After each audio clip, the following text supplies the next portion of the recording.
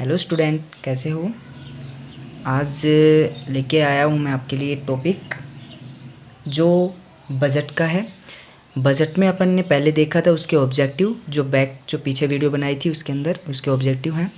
वो आप पीछे जाके डिस्क्रिप्शन में मैंने लिंक दे दिया है वीडियो के, उसमें आप देख सकते हो, क्योंकि उसमें है ऑब्जेक्टिव, उसका मीनिंग। वो बहुत ज़रूरी है उसको करना, क्योंकि कंटिन्यू उसके बिना आप समझ नहीं सकते कि ऑब्जेक्टिव बनाए जाते हैं बजट के। वो बजट होता क्या है, उसके रिलेटेड है। अब उसको अच्छे से समझेंगे ध्यान से। काफ़ी बार इसे क्या करते हैं अपन, छोटे छोटे चीज़ों को छोड़ देते हैं, मिस कर देते हैं कि हाँ बजट हो जाएगा, लेकिन लास्ट में अपन एग्ज़ाम में देखते हैं तो कुछ ना कुछ उसको घुमा फिरा के दे देता है, तो अपन ये सोचते पता नहीं कहाँ से आ गया ये, है ना। तो वो इसका नतीजा है कि अपन उन छोटी चीज़ों को जो बजट के बारे में बुक्स के रिलेटेड अपने को दे रखी हैं उसको मिस कर देते हैं। तो इसी से रिलेटेड अपन कंटिन्यू करेंगे बजट का टॉपिक। बजट का जो अब मैंने ये कहा था पिछली वीडियो में कि मैं उसके कंपोनेंट्स लेके आऊँगा अगली बार। कंपोनेंट्स भी मैंने दो भागों में डिवाइड कर रखा है जिसको आपको अच्छे से समझ में आ जाए, है ना। तो चलो वेट ना करते हुए स्टार्ट करते हैं। आज हम देखेंगे पहले बजट का मीनिंग एक बार देख लेते हैं अपन। बजट का मीनिंग क्या था कि budget is the statement of the estimate. मैंने पहले बताया था ये क्या होती है, एक एस्टीमेट होती है, estimate of the government receipt and government expenditure. तो गवर्नमेंट क्या करती है, रिसिप्ट और गवर्नमेंट के expenditure during the period of fiscal year.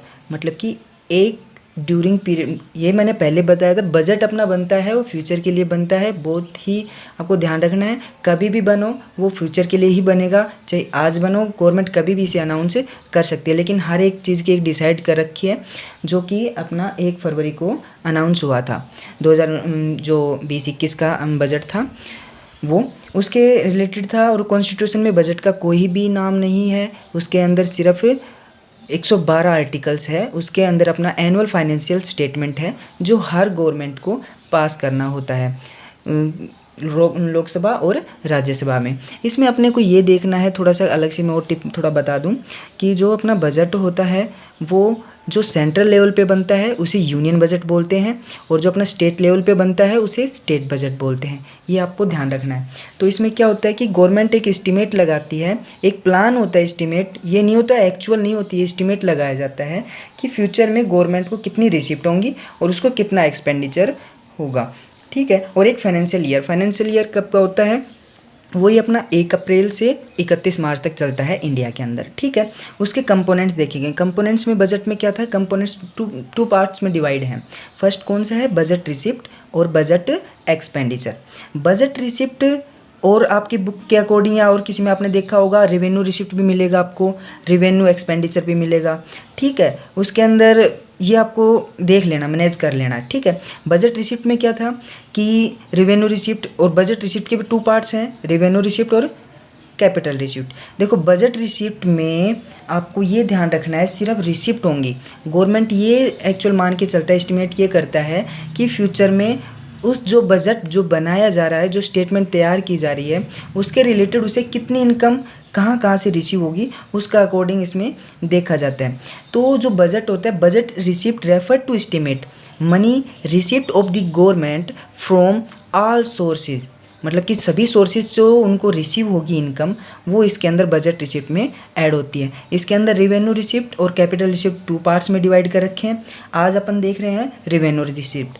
देखो रेवेन्यू रिसिप्ट, अगर कॉमर्स के स्टूडेंट हो तो आप रेवेन्यू को और कैपिटल को आराम से समझ सकते हो। अगर अदर हो, मतलब कॉमर्स के रिलेटेड ना भी हो तो भी चलेगा, क्योंकि मैं हूँ समझा दूंगा आपको अच्छे से। रेवेन्यू रिसिप्ट में क्या होता है कि जो भी गवर्नमेंट की एसेट होती हैं, जो भी गवर्नमेंट की रिसिप्ट होती हैं, वो क्या करते हैं, don't create any corresponding liabilities from the government. देखो रेवेन्यू रिसिप्ट में गवर्नमेंट पे ना कुछ भी इफेक्ट नहीं पड़ता, मतलब कि कल को उसे किसी को भी पेमेंट नहीं करना होता कि वापस कल को मैंने किसी से लोन लिया तो मेरे को पे करना होता है, तो ये नहीं होता। ये सिर्फ होता है कि वहाँ एक लायबिलिटीज क्रिएट नहीं होती। सेकंड, इसके अंदर ना ही cause any reduction in asset of the government की एसेट भी कम नहीं होती। ये आपको ध्यान रखना है। रेवेन्यू रिसिप्ट में सिर्फ गवर्नमेंट को रिसीव होता है फ्री का, कहने का मतलब यह है फ्री का ही रिसिप्ट होता है। उसके ऊपर ना ही उसको एसेट वगैरह बेच करनी, सेल करनी होती, और ना ही किसी को फ्यूचर में पेमेंट करनी होती है लोन वगैरह का, ठीक है। ये इसका था रेवेन्यू रिसिप्ट का। 2 पॉइंट याद रखना, don't create any corresponding liabilities और एनी कॉस्ट रिडक्शन एसेट, ठीक है। उसके बाद में अपन टॉपिक थे कैपिटल रिसिप्ट। कैपिटल रिसिप्ट का अलग टॉपिक मैंने बना दिया इसी वीडियो में, वो आगे देखेंगे। जल्दी से आगे देखते हैं, ठीक है। ये दोनों वाले पॉइंट मेरे को लगता है आपको अच्छे से समझ में आ गए होंगे। उसके बाद में जो रेवेन्यू रिसिप्ट है, आप कहोगे ये रेवेन्यू रिसिप्ट ऐसी कौन सी है जो कहाँ से रिसिप्ट होती है, जो गवर्नमेंट को लाइबिलिटीज़ भी क्रिएट नहीं करती, मतलब कल को अपने को पेमेंट भी नहीं करना, और दूसरा अपनी जो एसेट होती हैं वो भी बेचनी नहीं पड़ती, और तो भी अपने को इनकम आ जाती है ना। वो अपन देखेंगे 2 पार्ट्स में है। एक तो था टैक्स रिसिप्ट और एक नॉन टैक्सेबल। देखो मेन इसका कारण यही है कि टैक्स के रूप में भी अपने को रिसिप्ट होती है, क्योंकि टैक्स अपने पास आएगा तो गवर्नमेंट कभी ये चाहती है कि टैक्स अपने पास आ गया और मैं उसको वापस दे दूं। गवर्नमेंट कभी भी नहीं चाहेगी कि गवर्नमेंट के आया हुआ पास पैसा रिसिप्ट होती है वो लाइबिलिटीज़ क्रिएट नहीं करता। और नॉन टैक्सेबल भी होती है, काफ़ी फीस फाइन्स होती है, वो अपन देखेंगे, अब कंटिन्यू स्टार्ट करेंगे, ठीक है। उसके बाद में क्या था टैक्स रिसिप्ट में, टैक्स रिसिप्ट का बना रखा है income tax, corporation tax, gift tax, GST etcetera, ये काफ़ी होते हैं। तो अपन देखेंगे income tax. Tax receipt compulsory होता है पेमेंट करने के लिए। मैं बता देता हूँ मीनिंग इसकी, क्या लिख सकते हैं अपन। A tax is the compulsory payment made by an individual, एक पर्सन भी बना सकता है, जिसके ऊपर पर्सन कोई भी पर्सन हो सकता है, हाउस होल्ड्स घरेलू होता है वो, और फ्रॉम द गवर्नमेंट, गवर्नमेंट की जो फर्म होती है उन्हें भी पेमेंट करना होता है। Tax is a compulsory payment made by the an individual, household and firms to the government without anything in returns, मतलब कि रिटर्न नहीं करना होता, वो सिर्फ पेमेंट ही करनी होती है, गवर्नमेंट की रिसिप्ट होती है। ये टैक्स रिसिप्ट बोल देते हैं इसे। इसमें इनकम टैक्स में क्या होता है, देखो अपने जो भी पर्सन होता है वो 1 साल के अंदर या जितनी भी इनकम जनरेट करता है उसके ऊपर टैक्स देना होता है। आपने सुना भी होगा, क्योंकि हर बार रिटर्न पेमेंट करनी होती है, तो ये गवर्नमेंट की एक रिसिप्ट होती है ना। अपनी इनकम 1 साल में मैं कितनी कमा रहा हूँ, एक मैं अलग से सेपरेट वीडियो लेके भी आऊँगा। जो करंट में जो टैक्स की जो स्लेब है ना, उसको वैसे तो सिलेबस के 12th के अंदर नहीं है टैक्स की स्लेब, लेकिन फिर भी आपको थोड़ा बहुत पता होना चाहिए कि टैक्स कितनी है, अब उसको बदल के कितना कर दिया गया है ना। वो अलग से सेपरेट वीडियो बनाऊंगा, लेकिन अब फिलहाल इतना ही आपको समझना है। कॉर्पोरेशन टैक्स, देखो इनकम टैक्स एक पर्सनली जो भी व्यक्ति देता है, मैं देता हूँ या आप या कोई ऐसा व्यक्ति जो खुद अपना बिजनेस चलाता है, काम करता है, उसको पेमेंट कर दें। कॉर्पोरेशन टैक्स एक प्रकार से सीधा से वे में समझने का यही है कि जो भी बड़ी फर्म्स होती हैं जो खुद के नाम से टैक्स पे करते हैं, खुद की कंपनी के नाम से टैक्स पेमेंट होती है, उस फर्म्स के ऊपर पार्टिकुलर लगाए जाते हैं, वो कॉर्पोरेशन टैक्स होता है। दूसरा देखेंगे गिफ्ट टैक्स। गिफ्ट टैक्स में क्या होता है, गिफ्ट टैक्स एक वो टैक्स होता है जिसके अंदर गवर्नमेंट को किसी भी थ्रू से, मतलब उसको दोबारा से रीपेमेंट ना करना पड़े, वो कहीं से भी रिसीव हो सकता है गवर्नमेंट को, है ना।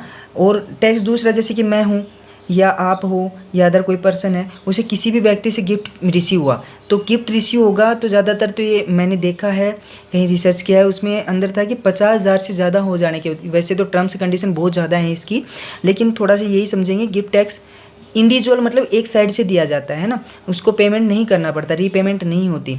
गिफ्ट टैक्स में 50,000 से ऊपर हो जाता है तो उसके ऊपर टैक्स लगाया जाता है, ठीक है। गिफ्ट टैक्स होता है, ये भी एक टैक्स रिसिप्ट मानी जाती है गवर्नमेंट की, ठीक है। उसके बाद में जीएसटी, देखो अब बना दिया GST, goods and service tax, जो कि किसी भी राज्य में, स्टेट, डिस्ट्रिक्ट, सेंट्रल, किसी भी एक्सपोर्ट इंपोर्ट करते हो तो वो जो टैक्स रहेगा वो इक्वल रहेगा, चाहे आप यहाँ से गुड्स खरीदो, चाहे आप चेन्नई में जाके गुड्स खरीदो या कहीं से भी गुड्स खरीदो, आपको बिल्कुल इक्वल गुड्स के जो रेट होंगे वो मिलेंगे आपको, ठीक है। उसके बाद में अपन, ये तो हो गया, ये भाई टैक्स रिसिप्ट थी, देखो पेमेंट नहीं करनी पड़ती, सिर्फ टैक्स के रिसीव होती हैं, इनकम टैक्स, कॉर्पोरेशन से टैक्स और गिफ्ट टैक्स और जीएसटी टैक्स, ठीक है। उसके बाद में अपन नेक्स्ट देखते हैं नॉन टैक्स रिसिप्ट। देखो टैक्स रिसिप्ट जो गवर्नमेंट को रिसीव होती हैं टैक्स से, ठीक है, टैक्स से, लेकिन नॉन टैक्स क्या होती हैं, टैक्स से हट के होती हैं, और वो भी गवर्नमेंट की रिसिप्ट ही होती हैं, जो गवर्नमेंट को रीपेमेंट नहीं करनी पड़ती, दोबारा से गवर्नमेंट के पास से कोई लेने नहीं जाता, ना ही गवर्नमेंट उसे पेमेंट करने के लिए बाध्य है। तो नॉन टैक्स रिसिप्ट में क्या थी, सबसे पहले आती है अपनी फ़ीस, सबसे पहले क्या आती है फीस, लाइसेंस। जैसे कि मैं गया एग्जाम्पल लेते हैं कि अपने को फॉर्म भरना है, फॉर्म फिल करने के लिए गवर्नमेंट अपने से फ़ीस लेती है, 500 रुपये, 400 रुपये, 1000 रुपये, कुछ भी वो उसके ऊपर होता है कि कितनी फ़ीस लगेगी, चार्जेस कितने हैं, वो उसके अकॉर्डिंग होता है। तो उसके बदले में अपने को पेमेंट करनी पड़ती है। देखो अपने को फॉर्म फिल करना है तो उसकी पेमेंट करनी पड़ेगी। अगर पेमेंट करनी पड़ेगी तो उसके बदले में अपन उनसे रीपेमेंट के लिए नहीं कह सकते, क्योंकि अपने को वो सर्विस प्रोवाइड करवा रहा है उसके बदले में, तो वो फ़ीस उसके चार्जेज होगी। ये भी अपने की क्या होती है कि रिसिप्ट होती है। ठीक है, उसके बाद में क्या था, फाइन्स। अरे फाइन्स का तो सिंपल है ना। फाइन्स में क्या होता है भाई, जैसे कि फाइन्स कैसे लगा दिए, मैं गया, ये लाइसेंस वाला समझ में आ गया ना। लाइसेंस में क्या था कि कल को मेरे को लाइसेंस बनाना है किसी चीज़ का, फैक्ट्री फर्म्स बनाने के लिए या ड्राइविंग लाइसेंस बनाने के लिए और अदर कुछ भी इक्विपमेंट, नया मेडिसिन वगैरह बनाने के लिए, तो लाइसेंस लेने के लिए गवर्नमेंट क्या करती है, उस पर एक चार्जेस करती है जो कि फ़िक्स होता है ना, वो भी रिसिप्ट होती है। फाइन्स मैं बाइक लेके गया है ना, तो बाइक लेते मतलब कि ऑन रोड पे गया और वहाँ पे मैंने हेलमेट नहीं लगा रखा था, तो गवर्नमेंट अपने पे फाइन्स लगा देती है, चार्जेस लगा देती है कि भाई तूने हेलमेट नहीं पहन रखा, 1000 रुपये काट देती है। तो ये कहाँ जाती है, ये सारा कहाँ जाता है, इनकम सारा रिसिप्ट हो जाती है इसकी। ठीक है, गवर्नमेंट की, जिसके बदले में गवर्नमेंट अपने को थोड़ी ना हेलमेट दे देती है कि भाई 1000 रुपये के चालान बनाया और 1000 रुपये कर लिया, भैया हेलमेट लेके जा तू, ऐसा नहीं होता है। ठीक है, उसके बाद में देखेंगे अपन इनकम फ्रॉम पब्लिक इंटरप्राइज। देखो ये भी एक मेन रिसोर्सेज माना जाता है रिसिप्ट का गवर्नमेंट का। देखो इनकम फ्रॉम पब्लिक इंटरप्राइज जो गवर्नमेंट के अंडर में जो भी कंपनियां होती हैं, जैसे कि ये BSNL है और अदर देखोगे तो आप इंडियन ऑयल है और जो स्टील जो कंपनियां होती हैं, ये लगभग अपनी नवरत्न बोलते हैं कंपनी, ये किसके अंडर में है, पब्लिक इंटरप्राइज कंपनियां हैं। तो इसके जो भी इनकम जनरेट होती है वो कहाँ जाती है, गवर्नमेंट के पास में। ठीक है, इतनी बात आपको समझ में आई। चलो अच्छी बात है, आगे चलते हैं। इसमें पब्लिक इंटरप्राइज में मैंने बता दिया कि जो गवर्नमेंट की कंपनियां होती हैं उसका जो रुपए है, जो गवर्नमेंट का एग्जांपल लूँ, जैसे रेलवे सबसे बड़ा एग्जांपल है, रेलवे, इलेक्ट्रिसिटी, ये गवर्नमेंट की पब्लिक कंपनियां होती हैं। इससे जो इनकम जनरेट होती है वो गवर्नमेंट के पास में रिसीट होती है, गवर्नमेंट को इसके बदले में कुछ भी पेमेंट नहीं करना होता। एस सीट, देखो उसके बाद में आते हैं एस सीट, इसे प्रॉपर्टी के ऊपर मिलती है। प्रॉपर्टी जैसे कि किसी भी व्यक्ति का, मैं एग्जांपल दे रहा हूँ, किसी भी पर्सन की डेथ हो जाती है और उसकी प्रॉपर्टी पे उसने किसी भी लीगल अथॉरिटी किसी को भी रिस्पॉन्सिबल नहीं ठहराया कि ये इसकी ज़मीन होगी, इसकी प्रॉपर्टी होगी, तो उसके बिना ही वो डेथ हो जाती है उसकी। तो डेथ हो जाने के बाद में उसकी जो लीगली हायर करती है कौन, गवर्नमेंट। देखो उसका अधिकार कोई भी व्यक्ति उस पर्सन को उसे प्रॉपर्टी को छीन नहीं सकता, वो सिर्फ गवर्नमेंट के अंडर में हो जाती है। वहाँ से जो इनकम जनरेट होती है ना, जैसे कि प्रॉपर्टी किसी का लीगल अथॉरिटी नहीं थी, किसी को दे के नहीं गया वो, तो किसी की थी नहीं, तो गवर्नमेंट उसको हायर कर लेगी, गवर्नमेंट उसको क्या कर देगी, सेल कर देगी, या दोबारा से किसी ना कुछ उसके ऊपर अपना खुद का एंटरप्राइज पब्लिक जो फर्म्स होती है वो बना देगी। तो वहाँ से जो इनकम जनरेट होगी, इनकम मिलेगी, वो नॉन टैक्स रिसिप्ट कहला जाती है। ठीक है, उसके बाद में आगे अपन देखेंगे कि जो अपना स्पेशल असेसमेंट, देखो स्पेशल जो असेसमेंट था वो अपने को समझने के लिए सबसे पहले अपने को क्या देखना होगा कि स्पेशल असेसमेंट होता क्या है। जैसे कि मैं आज या आप हो किसी भी जगह, ऐसी जगह मकान बनाते हो, ऐसी जगह अपना घर बनाते हो जहाँ पे बिल्कुल कोई भी सुविधा नहीं है, क्योंकि मैंने वहाँ इसलिए बनाया क्योंकि जो वहाँ की जो ज़मीन थी, लैंड थी, वो बिल्कुल सस्ती, बिल्कुल चीपर प्राइस में पड़ रही थी अपने, वहाँ से मैंने वहाँ से ख़रीदी और वहाँ पे बना दिया। कि वहाँ पे पानी की सुविधा भी नहीं है, दूर से लेके आता हूँ, लेकिन वो किस लिए कि क्या प्रॉफिट देखा मैंने कि वहाँ पे बिल्कुल सस्ती ज़मीन थी। लेकिन वहाँ पे गवर्नमेंट ने क्या कर दिया कि वहाँ पे डेवलपमेंट होना शुरू हो गया। गवर्नमेंट ने खुद की फर्म्स वगैरह होती थी, कंपनी वगैरह होती थी, वहाँ खोल दी, और वहाँ पे जो ज़मीन थी, जैसे मैंने मकान बनाया था, उसके चारों तरफ अच्छी इंडस्ट्री हो गई, पानी की सुविधा हो गई, बिजली वगैरह सब कुछ फैसिलिटी मिल गई, जो भी उसकी रोड्स वगैरह होते हैं वो अच्छे से डेवलप हुआ है ना। तो इसमें बोल सकते हैं अपन, जैसे कि ओनर्स होता है those properties whose value has appreciate due to development activities of the government. जैसे गवर्नमेंट की एक्टिविटीज़ थी, उनके होने की वजह से उसकी जो प्रॉपर्टीज़ थी वो डेवलप हो गई, है ना, वो एक से अच्छा सेक्टर आ गया, जिसके कारण उसमें जो गवर्नमेंट होती है वो उनसे पैसे चार्जेज कर सकती है उसके ओनर से, जो प्रॉपर्टी है मालिक है उसके ओनर से, कि हाँ ये आपको सर्विसेज जो मिली हैं उसके बदले में आप मेरे को कुछ चार्जेज ले सकते हैं। वो स्पेशल असेसमेंट के रूप में इनकम होती है। इसे भी क्या बोल देते हैं बेटा, नॉन टैक्सेज रिसिप्ट बोल देते हैं। उसके बाद में था अपना गिफ्ट एंड ग्रांट्स। तो बच्चों गिफ्ट और एंड ग्रांट्स होती है वो हर साल ना मिलने वाली होती है, मतलब ये नहीं कि हर बार ही मिले, ये कभी कभार मिलती है। और ये भी कब, नाम से पता चल रहा है, देखो अकाउंट्स के स्टूडेंट्स हो आप समझ जाओगे, नहीं समझ में आता तो मैं हूँ ना, समझा दूंगा आपको। आगे देखते हैं अपन गिफ्ट एंड ग्रांट्स में। इसमें ऐसा जो ऐसे होता है जिसके अंदर government received a gift and grants from with the country and abroad, ये अपने बाहर से विदेशों से मिलती है, ये ध्यान रखना, विदेशों से मिलती है और भारत के अंदर से मिल सकती है। भारत के अंदर से कैसे, जैसे कि मैंने आपने पहले अपने एग्जाम्पल सुना होगा न्यूज़ में, जैसे बाढ़ की स्थिति नहीं हो जाती, बाढ़ वगैरह आ जाती है, अर्थक्वेक हो जाती है, भूकंप वगैरह आ जाते हैं ना, उसके कारण गवर्नमेंट को काफ़ी सहायता मिलती है बाहर के विदेशों से, विदेश की कंट्री होती है उनसे। और काफ़ी बार अपने देश जो स्टेट गवर्नमेंट होती है वो भी उन्हें जो भी डोनेशन वगैरह करती है।